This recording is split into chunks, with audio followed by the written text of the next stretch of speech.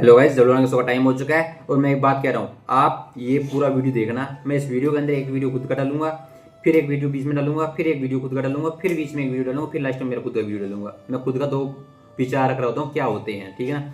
तो मैं आज कहना चाहता हूँ, पश्चिम बंगाल के अंदर, असम के अंदर और पुडुचेरी में बीजेपी ने अपने आप को बहुत मजबूत बना लिया है। और बड़ी बात यह है, तमिलनाडु और केरल के अंदर बीजेपी ने अपने आप को मजबूत नहीं बनाया है। आज हम सबके व्हाट्सएप की बात करेंगे, 3D व्यू के साथ समझाएंगे आपको, ठीक है ना। तो जाए ना कमर की पेटी कसकर बांध लें, ठीक है ना, क्योंकि बहुत से चमचे हैं, बहुत से ऐसे लोग हैं जो इस चीज को देखकर सदमे में चले जाएंगे कि ये क्या हुआ।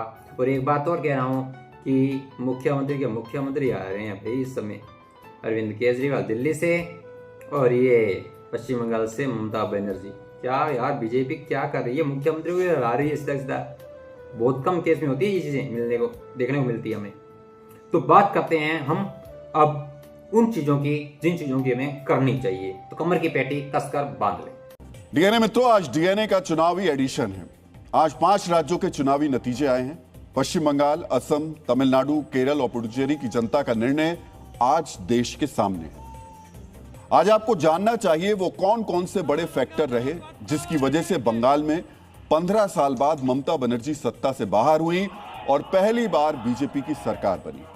असम में कैसे बीजेपी ने जीत की हैट्रिक लगाई, तमिलनाडु में विजय की ब्लॉकबस्टर एंट्री कैसे हुई और केरल में 10 साल बाद कांग्रेस की वापसी का कारण क्या रहा।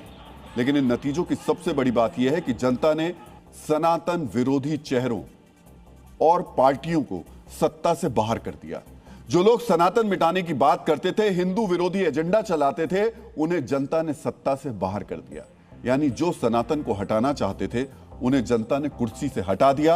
आज के नतीजों में सनातन विरोधी नेता, सनातन विरोधी पार्टियां हाशिए पर चली गई हैं। जिन 3 राज्यों में सत्ता बदली है वहां यह कॉमन फैक्टर है। मित्रों, जो ममता बनर्जी जय श्री राम के नारे पर नाराज हो जाती थी, जिस टीएमसी के नेता कहते थे कि बंगाल में रामराज कोई नहीं देखना चाहता, रामराज से पेट नहीं भरेगा, ममता राज ही हमारा आदर्श है, वो आज सत्ता से बाहर हो गए। जिस सरकार में रामनवमी का जुलूस निकालने के लिए अदालत का दरवाजा खटखटाना पड़ता था, जिस पार्टी ने सनातन के सबसे बड़े धार्मिक आयोजन महाकुंभ को मृत्यु कुंभ कहा, वो पार्टी पिछले चुनाव के मुकाबले आधी से भी कम सीटों पर सिमट गई। जो टीएमसी सरकार मुहर्रम के जुलूस के नाम पर मां दुर्गा का विसर्जन रोक देती थी, जिसके नेता मदन मित्रा दुर्गा पंडाल के सामने खड़े होकर काबा और मदीना को अपने दिल में बताते थे और ममता बनर्जी उस पर ताली बजाती थी, उसे जनता ने बंगाल की सत्ता से बाहर का रास्ता दिखा दिया। जिस ममता राज में वक्फ बिल विरोधी प्रदर्शन के दौरान हिंदुओं को टारगेट बनाकर हिंसा की गई, उसे चुनाव में जनता ने नकार दिया। मित्रों, देश में सनातन विरोधी एक और पार्टी डीएमके है। अगर यह कहें कि इस देश में पिछले कुछ वर्षों के दौरान डीएमके सनातन विरोध का सबसे बड़ा चेहरा बन गई तो गलत नहीं होगा। तमिलनाडु के मुख्यमंत्री के बेटे और राज्य के डिप्टी सीएम उदयनिधि स्टालिन ने खुलेआम सार्वजनिक मंच से सनातन को मिटाने की बात की थी। सनातन धर्म की तुलना डेंगू और मलेरिया से की थी। लेकिन आज जब नतीजे आए तो डीएमके सत्ता से मिट गई। डीएमके के खिलाफ ऐसी आंधी चली कि खुद मुख्यमंत्री एमके स्टालिन चुनाव हार गए। मतगणना की शुरुआत से लेकर दोपहर तक तो ऐसी स्थिति रही कि डीएमके तीसरे नंबर पर चल रही थी। एआईएडीएमके उससे आगे थी। हालांकि बाद में डीएमके दूसरे नंबर की पार्टी जरूर बन गई, लेकिन इसके बावजूद 2021 की तुलना में डीएमके को आधी सीट भी नहीं मिल पाई। मित्रों, लेफ्ट फ्रंट पर भी सनातन विरोधी होने का आरोप लगता रहा है। लेफ्ट फ्रंट सनातन त्योहारों और परंपराओं को पिछड़ा बताकर खारिज करता है। केरलम में लव जिहाद को प्रोपोगेंडा बताकर ठुकराता है। आज उसे भी जनता ने केरलम की सत्ता से बाहर का रास्ता दिखा दिया। कुल मिलाकर इस चुनाव का एक बड़ा संदेश यह है कि जिन पार्टियों ने सनातन का विरोध किया उसे सत्ता से बाहर होना पड़ा। मित्रों, हम सभी राज्यों के चुनाव का बारी बारी से विश्लेषण करेंगे, लेकिन उससे पहले नतीजों में क्या आया यह जानना जरूरी है। मित्रों, नतीजे के लिहाज से आज सबसे ज्यादा चर्चा पश्चिम बंगाल की हो रही है। यहां कुल 294 में से 293 सीटों के वोट की गिनती हुई, क्योंकि एक सीट पर चुनाव रद्द कर दिया गया था। पश्चिम बंगाल के नतीजों और रुझानों में बीजेपी 208 सीटों पर या तो जीत चुकी है या आगे है, यानी 2/3 से ज्यादा सीटें बीजेपी जीत रही है। वहीं ममता बनर्जी की पार्टी टीएमसी सिर्फ 80 सीटों पर या तो जीत चुकी है या आगे है। बंगाल में कांग्रेस 2 सीटों पर आगे है। वहीं मुर्शिदाबाद में बाबरी मस्जिद बनाने का ऐलान करने वाले हुमायूं कबीर की आम जनता उन्नयन पार्टी भी 2 सीटों पर आगे है। दोनों सीटों पर खुद हुमायूं कबीर जीत रहे हैं। एक एक सीट सीपीएम और ऑल इंडिया सेकुलर फ्रंट को मिल रही है। पश्चिम बंगाल के वोट प्रतिशत के बारे में भी आज आपको जानना चाहिए। बीजेपी को 46% से ज्यादा वोट मिले हैं, जबकि टीएमसी को करीब 41%, यानी इन दोनों पार्टियों ने कुल मिलाकर 87% वोट हासिल किए। अगर 1 लाख मतदाताओं ने वोट डाला तो बीजेपी को 46,000 वोट मिले, जबकि टीएमसी को 41,000 वोट मिले। बंगाल में सीपीएम को 4% और कांग्रेस को 3% से थोड़ा ज्यादा वोट मिला, जबकि नोटा को करीब 1% वोट मिले। मित्रों, इस चुनाव में बंगाल के 6 करोड़ 82 लाख मतदाताओं में से 6 करोड़ 31 लाख मतदाताओं ने वोट डाले थे। बीजेपी को मिले 46% वोट के हिसाब से देखें तो बीजेपी को करीब 2 करोड़ 90 लाख वोट मिले। वहीं टीएमसी को करीब 2 करोड़ 59 लाख वोट मिले, यानी दोनों पार्टियों के बीच करीब 31 लाख वोट का अंतर है। इस 31 लाख वोट के अंतर की वजह से सीटों का अंतर 100 से भी ज्यादा हो गया। मित्रों, बंगाल के प्रतिशत की बात करें तो अकेले बीजेपी को 38% वोट मिले हैं। अगर सहयोगियों को जोड़ दे तो बीजेपी और उसके सहयोगियों को मिलाकर 48% से थोड़ा ज्यादा वोट मिला है, यानी 1 लाख में से 48,000 वोट एनडीए को मिले। किसी चुनाव में लगभग आधा वोट मिलना कोई छोटी मोटी उपलब्धि नहीं है। वहीं कांग्रेस और उसके सहयोगियों को लगभग 30% वोट मिले हैं, जबकि एआईयूडीएफ को 5%। मित्रों, असम में नोटा को 1% से भी ज्यादा वोट मिला है। असम में करीब 2.5 करोड़ मतदाता हैं। इनमें से 2 करोड़ 13 लाख मतदाताओं ने अपने मताधिकार का इस्तेमाल किया। बीजेपी और उसके सहयोगियों को मिले 48% वोट को देखें तो एनडीए को वोट देने वाले मतदाताओं की संख्या 1 करोड़ 2 लाख के आसपास है। वहीं कांग्रेस और उसके सहयोगियों को करीब 64 लाख वोट मिले हैं, यानी बीजेपी और कांग्रेस के बीच वोट का अंतर 38 लाख के आसपास है, जबकि सीटों में यह फासला 80 से ज्यादा है। दक्षिण के राज्यों की बात करें तो तमिलनाडु में कुल 234 सीटें हैं और बहुमत का आंकड़ा 118 है। यहां किसी पार्टी को स्पष्ट बहुमत नहीं मिला है, लेकिन नई नवेली पार्टी टीवी के बहुमत के करीब है। उसे 107 सीटें मिलती दिखाई दे रही हैं।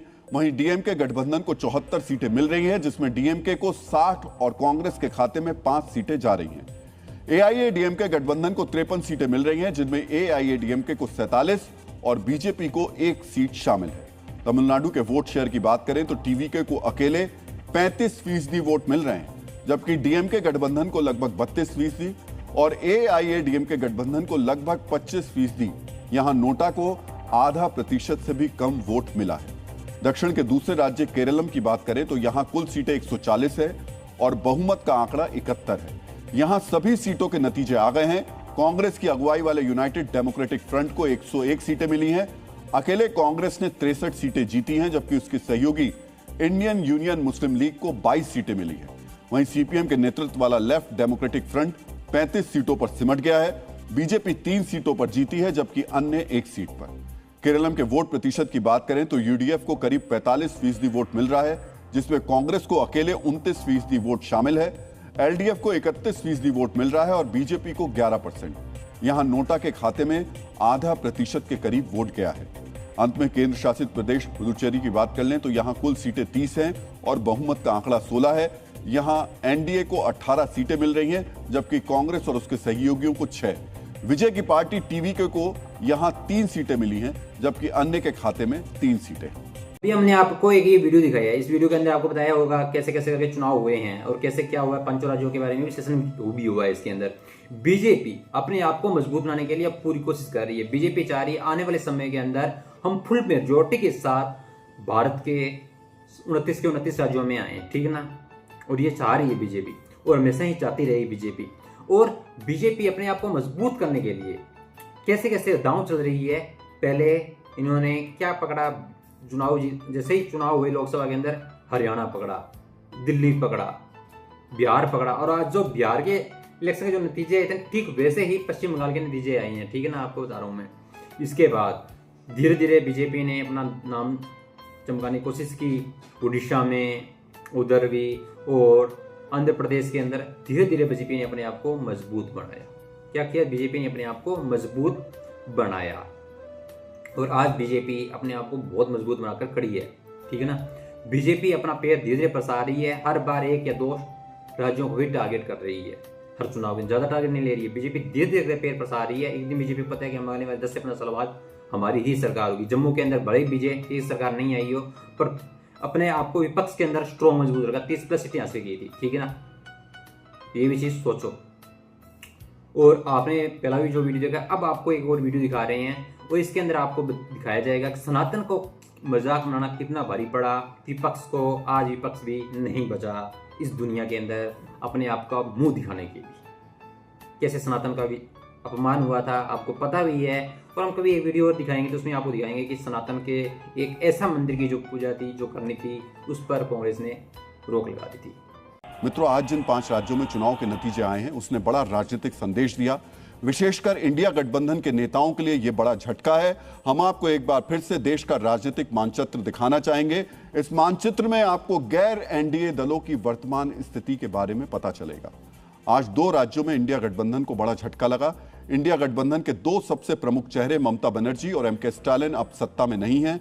पूरब में ममता बनर्जी और दक्षिण में स्टालिन, ये दोनों ऐसे नेता हैं जो इंडिया अलायंस की रीढ़ माने जाते थे, लेकिन इस चुनाव में दोनों नेता खुद भी चुनाव हार गए। अब बंगाल और तमिलनाडु दोनों राज्यों से इंडिया अलायंस सत्ता से दूर हो गई।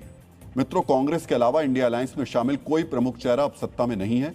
ना यूपी में अखिलेश यादव, ना बिहार में तेजस्वी यादव, ना दिल्ली में अरविंद केजरीवाल, और अब बंगाल में ममता बनर्जी और तमिलनाडु में स्टालिन भी सत्ताहीन हो चुके हैं। इसलिए ये चुनावी नतीजे इंडिया अलायंस के लिए भी बड़ा झटका है। मित्रों, एक दौर था जब केंद्र की सत्ता का रास्ता क्षेत्रीय छत्रपों से होकर गुजरता था, लेकिन आज की तस्वीर कुछ और है।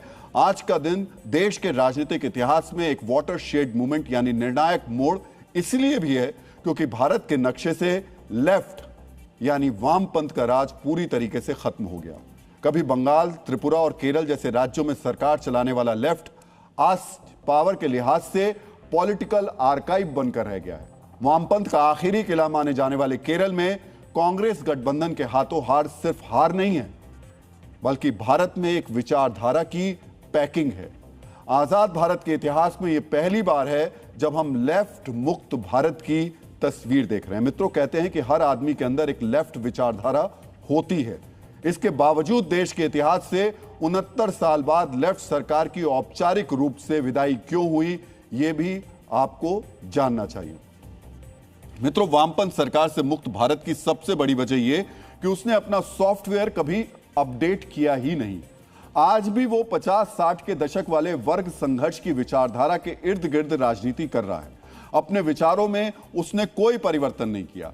देश की युवा आबादी स्टार्टअप, तकनीक और विकास की बात कर रही है, जबकि लेफ्ट आज भी सिर्फ पुराने आंदोलन और किताबी सिद्धांतों में उलझा रहा। इस वजह से युवाओं ने उन्हें अस्वीकार कर दिया। लेफ्ट की नीतियों में युवाओं को अपना भविष्य नजर नहीं आया। मित्रों, पिछले 1 दशक में भारत में राष्ट्रवाद का एक नया संचार हुआ है। लेफ्ट इस भावना को समझने में नाकाम रहा और कई बार ऐसे स्टैंड लिए जो देश की जनता को अपनी संस्कृति और पहचान के खिलाफ लगे। जनता से कनेक्ट करने वाले उनके जमीनी कार्यकर्ता ही टॉप लीडरशिप से अलग होते चले गए और उनके बीच संवाद खत्म होता चला गया। आज पूरे देश में एक भी राज्य ऐसा नहीं है जहां कम्युनिस्ट पार्टी की सरकार हो। ये सिर्फ सियासत का बदलाव नहीं है, ये सोच का बदलाव है। और आज का भारत ऐसी राजनीति चाहता है जो देश को आगे बढ़ाए। मित्रों, बंगाल के नतीजे आ गए हैं। जनता ने अपना निर्णय सुना दिया है, लेकिन इस चुनाव के दौरान एक दुखद पहलू भी सामने आया। जो चुनाव आयोग पूरे देश में चुनाव करवाता है, बंगाल चुनाव के दौरान उस पर बार बार हमले किए गए। मित्रों, लोकतंत्र में चुनाव आयोग की भूमिका अंपायर की होती है, लेकिन बंगाल में चुनाव आयोग को राजनीति में घसीटने की कोशिश की गई, उसे एक पक्ष बनाने का प्रयास किया गया। ऐसा लगा मानो टीएमसी चुनाव आयोग के खिलाफ ही चुनाव लड़ रही है। भारतीय लोकतंत्र में चुनाव आयोग को संविधान की आत्मा माना जाता है। यह स्वतंत्र, निष्पक्ष और पारदर्शी चुनाव सुनिश्चित करके जनता की इच्छा को सर्वोच्च बनाता है। लेकिन बंगाल में चुनाव आयोग के खिलाफ जिस तरह का माहौल बनाया गया, वो लोकतंत्र को कमजोर करने वाला है। मित्रों, न सिर्फ चुनाव आयोग को निशाना बनाया गया, बल्कि मुख्य चुनाव आयुक्त ज्ञानेश कुमार को भी व्यक्तिगत रूप से बदनाम करने की पूरी कोशिश की गई। एसआईआर के ऐलान से लेकर नतीजों के ऐलान तक बार बार चुनाव आयोग को कटघरे में खड़ा किया गया। मित्रों, मुख्यमंत्री ममता बनर्जी से लेकर टीएमसी के छोटे बड़े सभी नेताओं ने चुनाव आयोग और मुख्य चुनाव आयुक्त पर हमले किए, उन पर सवाल उठाए। एसआईआर रोकने की मांग से लेकर चुनाव आयोग के दफ्तर तक में हंगामा खड़ा किया, चुनाव आयोग की निष्पक्षता पर सवाल उठाए। चुनाव प्रक्रिया के दौरान मुख्य चुनाव आयुक्त के खिलाफ महाभियोग प्रस्ताव का नोटिस भी दिया गया, जिस पर विपक्ष के 193 सांसदों ने हस्ताक्षर किए। स्वतंत्र भारत के इतिहास में पहली बार किसी मुख्य चुनाव आयुक्त के खिलाफ संसद के दोनों सदनों में महाभियोग नोटिस आया। एसआईआर के मुद्दे पर बार बार सुप्रीम कोर्ट में सुनवाई जो थी, कानूनी लड़ाई जो थी, वो लड़ी गई। यहां तक कि पश्चिम बंगाल के मालदा में उग्र भीड़ ने एसआईआर के काम में लगे 7 जजों को पूरे 9 घंटे तक बंधक बनाकर रखा। इनमें महिला जज भी शामिल थी। इस दौरान प्रशासन लाचार बना रहा। और पीएम ने इस पर क्या कहा, ये भी सुन लेते हैं। सिर्फ भारत का लोकतंत्र ही नहीं जीता है, आज भारत का संविधान भी जीता है। हमारी संवैधानिक संस्थाएं जीती हैं, हमारी लोकतांत्रिक प्रक्रियाएं जीती हैं। अभी आपने ये वीडियो जरूर देखा होगा। इस वीडियो के अंदर आपको पता चल गया होगा कि भारत के अंदर बीजेपी जम्मू, हिमाचल, उत्तराखंड में सरकार बना चुकी है, और उत्तराखंड के बाद नीचे आता है तो हरियाणा में भी सरकार बना गई है, दिल्ली में भी सरकार बना गई है, यूपी में भी है, राजस्थान के अंदर भी है, गुजरात के अंदर भी है, और मध्य प्रदेश के अंदर भी, छत्तीसगढ़ के अंदर भी है, आंध्र प्रदेश के अंदर, तमिलनाडु आंध्र प्रदेश के अंदर जो इनके साथ मतलब एनडीए सरकार है, ठीक है ना, और पश्चिम बंगाल के अंदर आ गई, बिहार के अंदर आ गई, उधर मतलब अरुणाचल प्रदेश, उनमें लगभग है ही एक स्टेट को छोड़कर। धीरे धीरे पैर पर साथ चुकी है, धीरे धीरे आ रहा है। अब एक बार नीचे आ गई है बीजेपी, अब ऊपर जाएगी, ये चीज़ नोट कर लेना। और अगला पंजाब का जो चुनाव है उसमें भी बीजेपी अपनी कैसे क्या स्थिति बना के रखेगी, ये हम आपको आगे के वीडियो को दिखाएंगे। तो और हमारा जो विश्लेषण था वो यहीं तक था। हमें जाने की इजाज़त दीजिए, और हमने आपको बहुत अच्छे से वीडियोज़ के जरिए हमने आपको दिखाया भी है, ठीक है ना, हमने आपको दिखाया भी है। ठीक, थैंक यू गाइस।